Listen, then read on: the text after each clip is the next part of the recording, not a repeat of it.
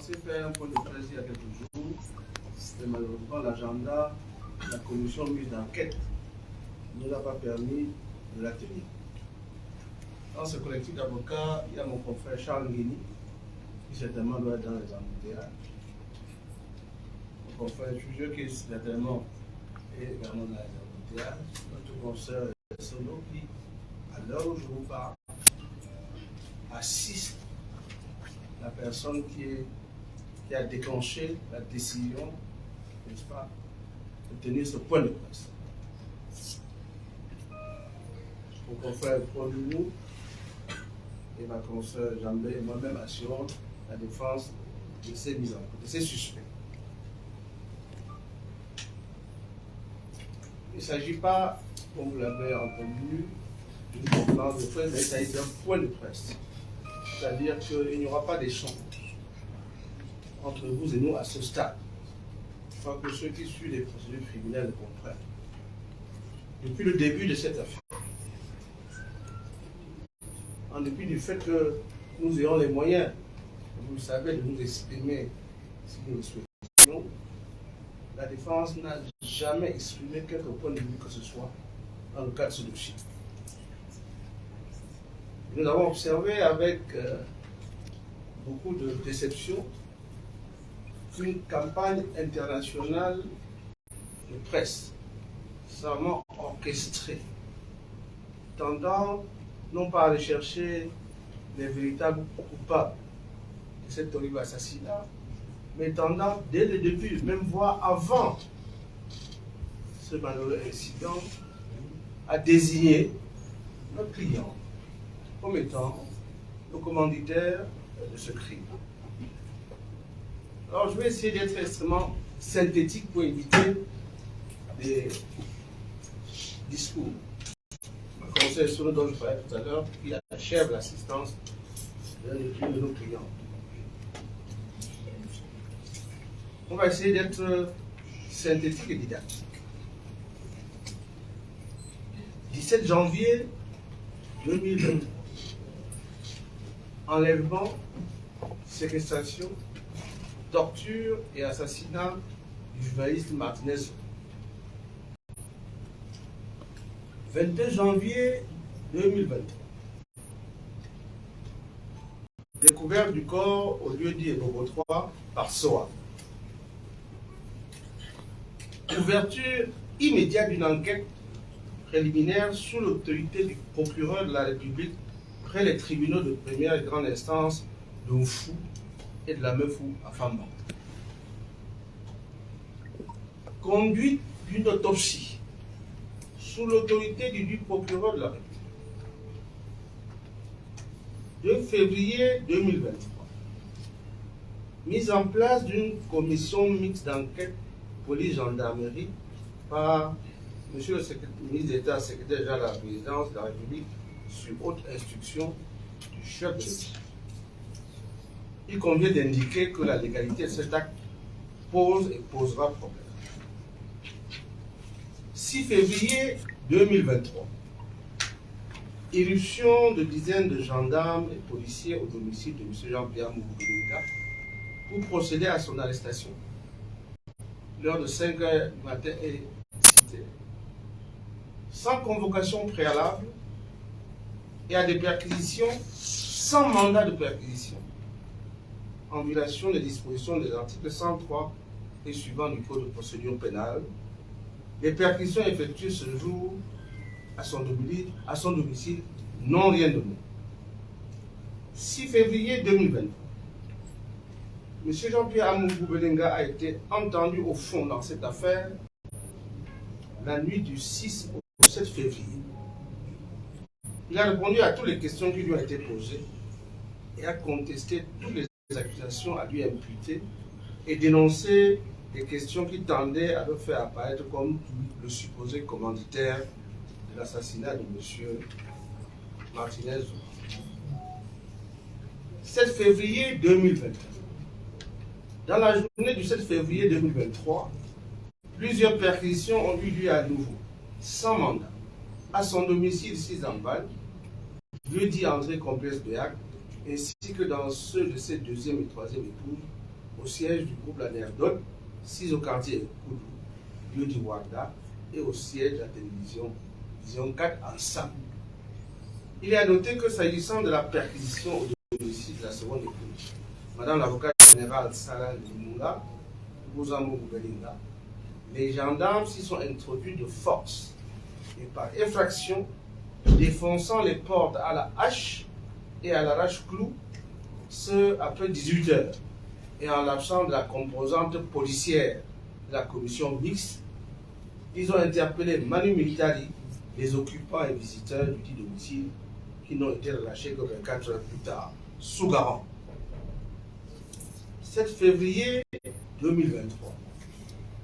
Dans la nuit du 7 février 2023, une première confrontation avec le lieutenant-colonel Ndawé Justin, au cours de laquelle il a été demandé à M. Jean-Pierre Moupelinga s'il maintenait sa première déclaration sur laquelle il connaissait bien le colonel Ndawé.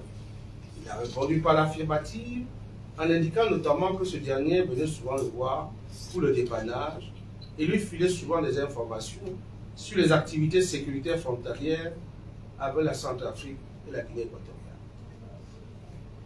Au lieutenant-colonel Ndawé, la commission a posé la question suivante. Dans votre précédente audition, vous avez déclaré ne pas connaître M. Jean-Pierre Amoubou Belinga. Maintenez-vous cette position? Ce dernier s'est rétracté en indiquant qu'effectivement il connaissait M. Amoubou Belinga et dans les conditions et circonstances qu'il a indiquées précédemment. La commission lui a posé la question suivante. Qu'est-ce qui justifie le fait que vous ayez précédemment nié le connaître? Le lieutenant-colonel de répondre. Compte tenu de l'environnement, dans un premier temps, je ne voulais pas être mêlé à ça. Fin de citation. 9 février 2023. Deuxième perquisition à l'immeuble siège à Ouarda. La particularité de cette seconde perquisition au siège du groupe l'anecdote est qu'elle s'est faite en présence de monsieur le commissaire du gouvernement et qu'il souhaitait vérifier le contenu de 3 coffres forts et emporter les 2 serveurs de surveillance intérieure et extérieure de l'immeuble. En dépit de l'absence de mandat, ce qui est une violation de la loi, comme précédemment indiqué, afin d'éviter des débats inutiles issus d'éventuelles obstructions et vu la présence physique de monsieur le commissaire du gouvernement, les conseils de ce collectif ont accepté que la perquisition se déroula à la condition sine qua non que la police scientifique et technique soit présente pour procéder au scellé dans les règles de l'art avec constatation des objets saisis dans le cadre d'un procès contradictoire établi séance de l'ordre. Le commissaire du gouvernement a fait appel donc à la police scientifique et technique et là on a procédé à la perquisition. Nous-mêmes, nous avons été surpris de voir que notre police scientifique et technique était très équipée en outils pour procéder aux perquisitions conformément aux articles 119 et suivants du Code de procédure pénale. 9 février 2023, les collaborateurs de M. Jean-Pierre Amoubou Belinga ont été illégalement arrêtés au groupement territorial de gendarmerie après qu'ils aient été entendus dans le cadre de l'affaire de l'assassinat, puis libérés. Ils ont été conduits notamment Manu Militari au service central de recherche judiciaire, où ils ont été incarcérés dans des cellules sans titre de détention, ni bon de garde à vue. 10 février 2023, les auditions des collaborateurs de M. Amoubou Belinga, illégalement arrêtés la veille et illégalement détenus, ont débuté au service central de recherche judiciaire pour se poursuivre le samedi 11 février 2023 dans les mêmes conditions d'illégalité. 10 février 2023, deuxième confrontation entre le lieutenant-colonel Ndawé Justin et M. Jean-Pierre Amoubou Belinga. Lors de cette seconde confrontation, caractérisée par son surréalisme digne d'un scénario de film américain, a été caractérisée par a été caractérisé par des volte-face successives du lieutenant-colonel Daoué. Contrairement à ses premières déclarations, il affirme avoir reçu mission de M. Jean-Pierre Mouroubilinga de faire taire le journaliste Martinez Zogo pour ensuite déclarer que la mission consistait à lui donner une bonne correction. Pour enfin indiquer qu'après l'avoir enlevé et torturé, ses équipes l'ont laissé vivant. Sur interpellation, le lieutenant-colonel indique que la mission a été évaluée à 23 millions de francs CFA et qu'il a reçu comme avance une somme de 2 millions de francs CFA.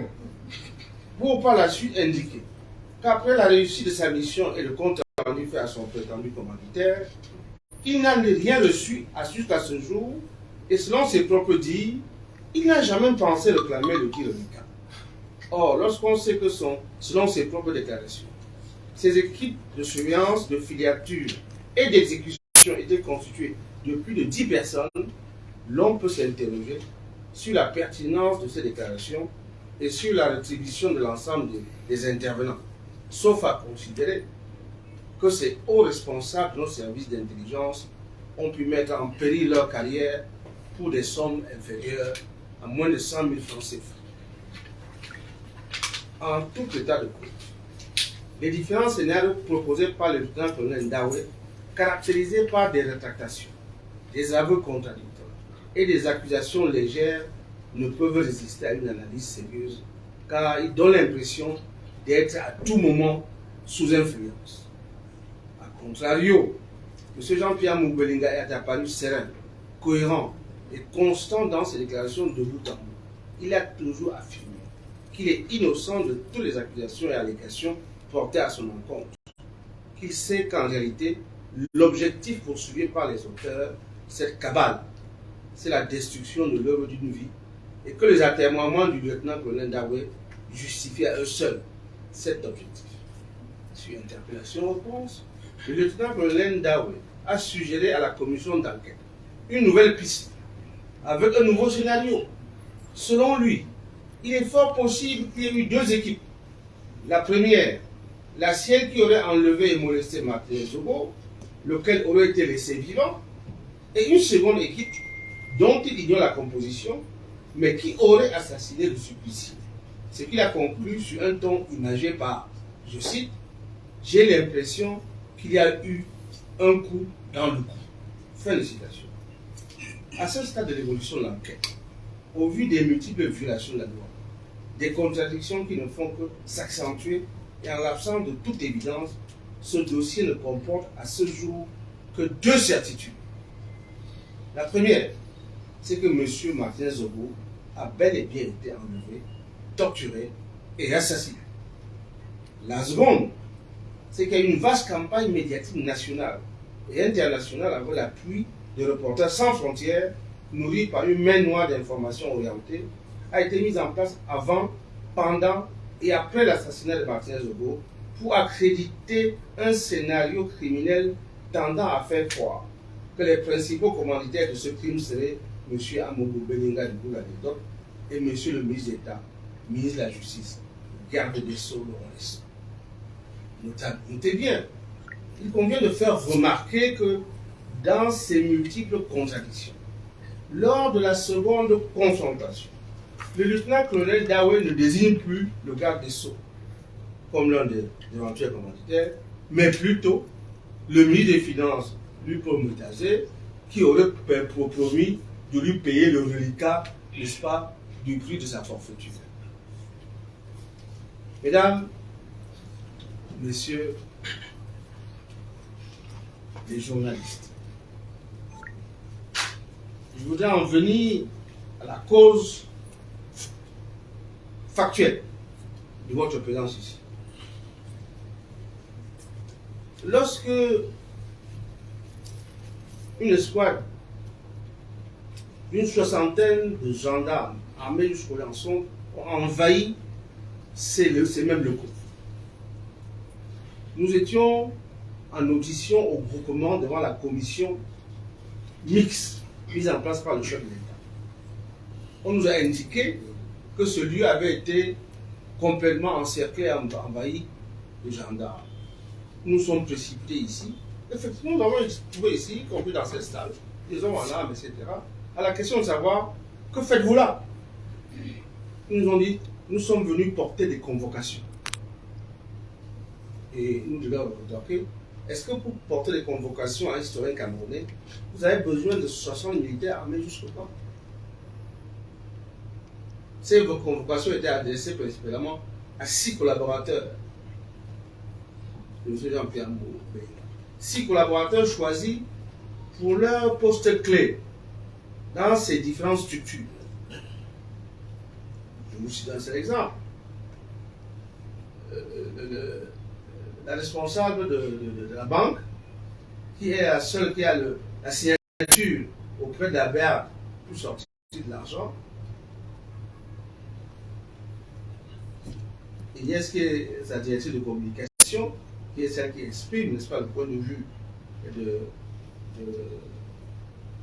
du groupe. Et puis un certain nombre de collaborateurs du président. Il se trouve qu'ils étaient convoqués par la commission mixte d'enquête mise en place par le président de la République.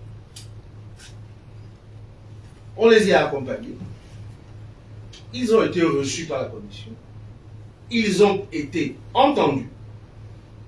À la fin de l'audition, on leur remettait leur carte d'identité et on leur demandait de rentrer chez eux ou à leur bureau.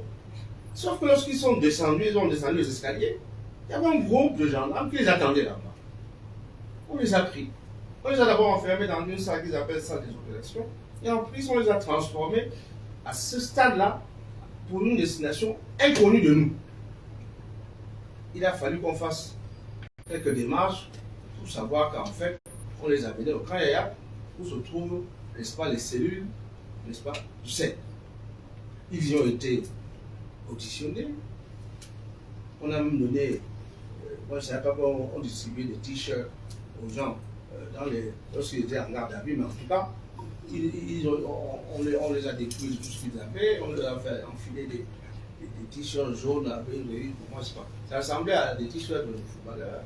Et on les a mis en cellule. Ils sont restés en cellule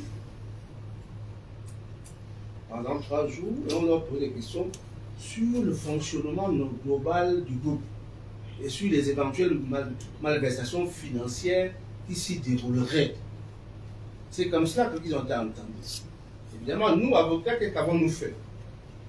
Nous avons introduit, le 13 février, une requête en habeas corpus auprès du président du tribunal de grande instance, une fournie, pour arrestation illégale, détention illégale et violation du code de procédure. Cette affaire aurait dû être appelée le mardi, mais il s'est trouvé que le texte oblige le président du tribunal de grande instance à notifier au geôlier une injonction lui demandant de se présenter par devant lui avec les personnes détenues et les titres d'arrestation et de détention. Ce qui a pris 2-3 jours. Si cela a été fait, cette affaire a été appelée hier devant le président du tribunal de grande instance. Mais quand ils ont vu l'injonction du président et notre requête, nuitamment, ils ont entrepris de libérer un à un, n'est-ce pas, ces 6 personnes, dont la dernière a été, n'est-ce pas, exfiltrée, on va dire ça ainsi, hier. Alors il se trouve que ce matin, c'est-à-dire 17 février, à 7h30, moi je me suis couché vers 2h du matin, mon téléphone a sonné à 7h30, on m'indique que le service central de recherche judiciaire du CED demande la comparution de mademoiselle Ben Diane, qui est la secrétaire particulière du président directeur général du groupe L'Anecdote. Moi, je pose la question, de quoi s'agit-il? On me dit non, c'est pour des précisions sur ces présences d'audition. On n'est pas devant la commission d'enquête mixte. C'est la gendarmerie qui demande. Je dis donc dans ces conditions, comme j'ai d'autres obligations liées au même dossier auprès du commissaire du gouvernement, j'ai décidé de proposer à ma consoeur, Maître Sono, d'aller assister cette demoiselle auprès de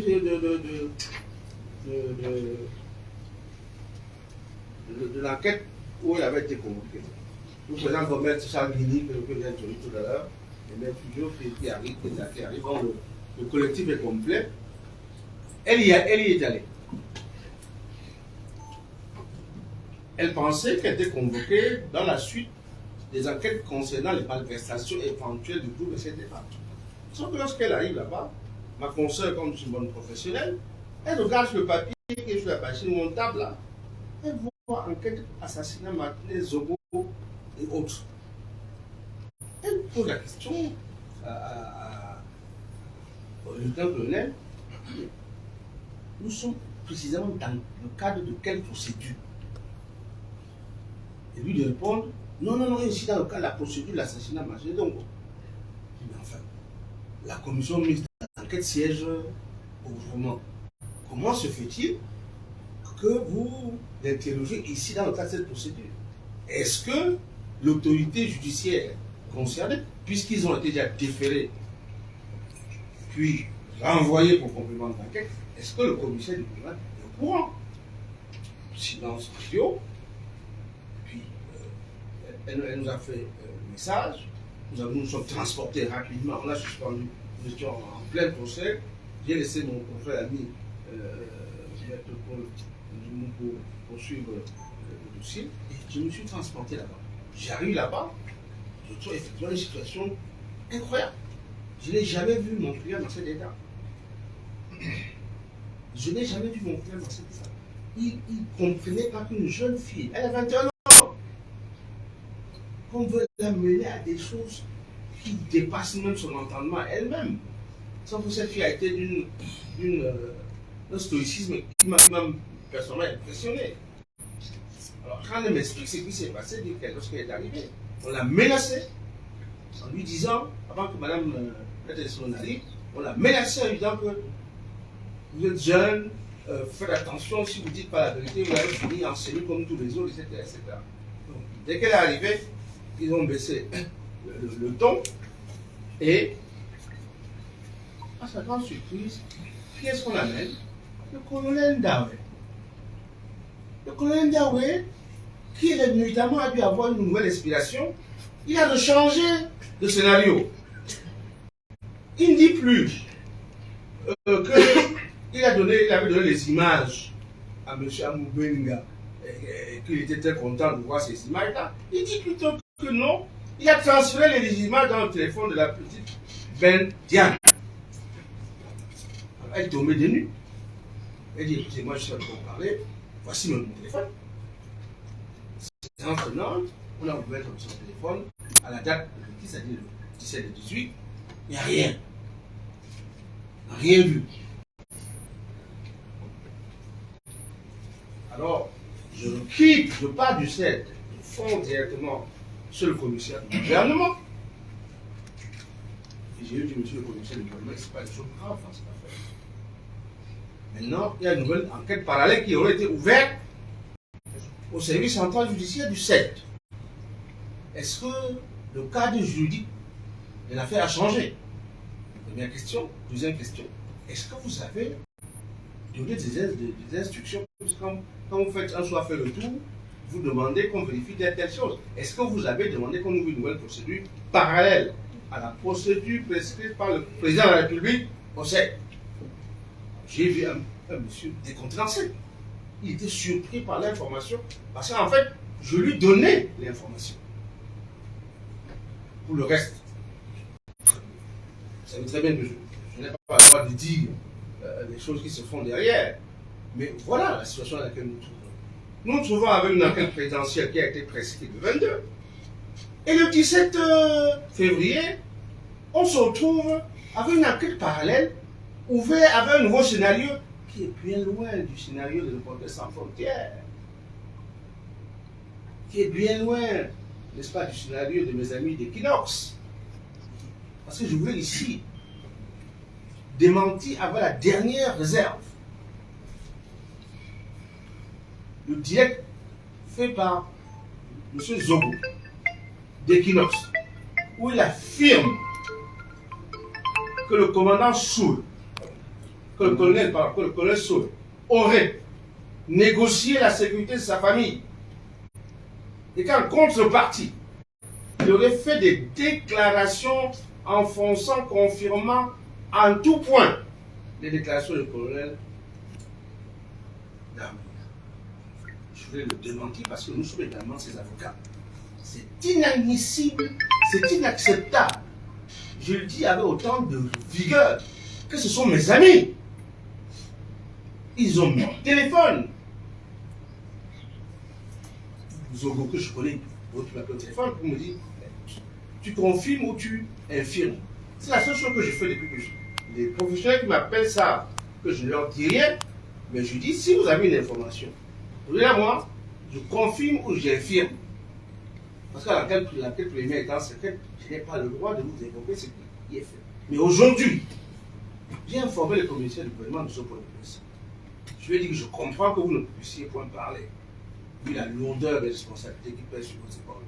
Mais moi, je ne peux plus accepter que mes clients soient traînés dans la boue par des gens qui font, n'est-ce pas, du journalisme caniveau et qui, au lieu de venir à la source chercher la bonne information, préfèrent inventer des scénarios et dire que nous-mêmes, avocats, on a été violemment attaqués. Mais nous, on ne fait que notre métier. Mais désormais, on va se battre à armes égales parce que nous avons décidé de communiquer dans le cadre de ce dossier et de dire ce qu'il y a dans ce dossier. Ce détournement de procédure est une rébellion vis-à-vis de la décision présidentielle. Le président de la République a mis en place une commission mixte police-gendarmerie. Nous constatons que c'est devenu une affaire de la gendarmerie. Même pas la commission. Des non-membres de la commission gèrent une procédure parallèle à celle prescrite par le chef de l'État. Sommes-nous encore au Cameroun? C'est la question. Nous avons posé le problème également. Nous attendons les réponses. Nous attendons les réponses. Et comme je l'ai dit précédemment, ceux qui s'amusent à faire la vérité ne perdent rien à attendre. Parce qu'aujourd'hui, demain ou après-demain, nous tirons les conséquences, n'est-ce pas, des actes que les uns et les autres posent avec ce que je dis, avec beaucoup de légèreté. Si vous saviez ce que nous savons dans ce dossier, 90% de ce qui est écrit ou publié dans les médias ne serait pas publié ni écrit. Parce que la vérité se trouve bien loin de cela. Et je veux terminer pour dire ceci en vous remerciant d'être venu. Est-ce que vous trouvez normal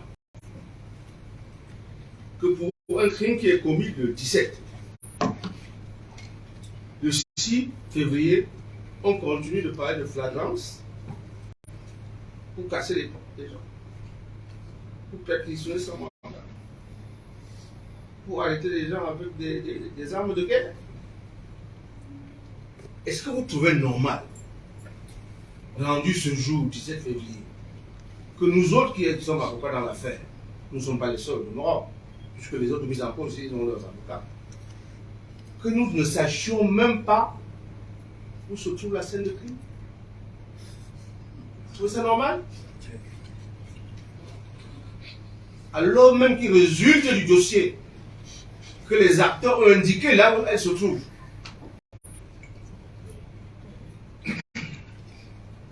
Au début de cette affaire, il a été dit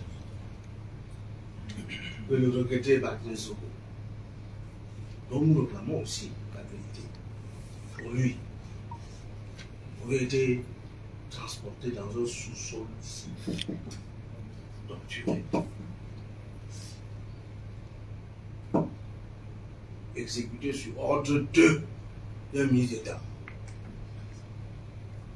J'étais surpris en venant ici. C'était là le 6.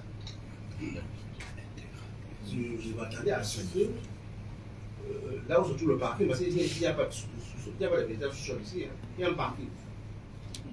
Il fallait que ce parquet fût encerclé, protégé, puisqu'on a décrit que c'était la scène de Dixit, des journalistes vivant à Paris.